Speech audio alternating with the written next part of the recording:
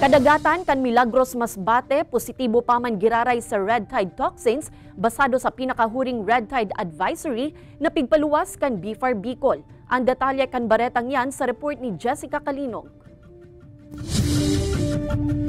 Bulan in Enero 2024 kan liwat na magpositibo sa paralytic shellfish poison o red tide ang coastal waters kan Milagros Masbate. Asin hasta sa presente, nakataas pagiraray ang red tide alert sa lugar. Sigun sa Bureau of Fisheries and Aquatic Resources Bicol, an makusog na pag-uran, dangan masusundanin mainit na panahon, iyo ang nagkakausa o nagtitrigger nin harmful algal bloom o red tide. Nakaban po ang pag-harvest, pagkakan, pagbenta, pagtransport ng gabos na shellfishes pati alamang. Ang fish po pwede nakakanon itong hali sa red tide positive area. Importante lang na hugasan na maray, tanggalon ng hasang, and safe po siya for public consumption.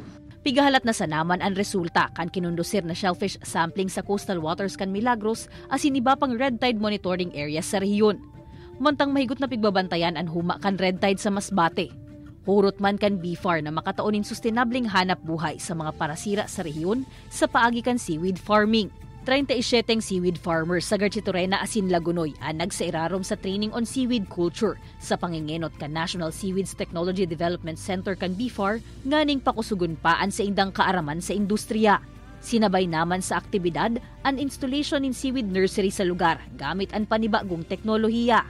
Ining pag-install kang seaweed nursery will really help ang sa tuyang mga seaweed farmers para sa indang mga needs sa mga seaweed propagules. Dumanan ninda kukuanon itong mga propagules ninda. Igwamanin parehong programa na ginibo o gigibuhon sa iba pang lugar sa rehiyon.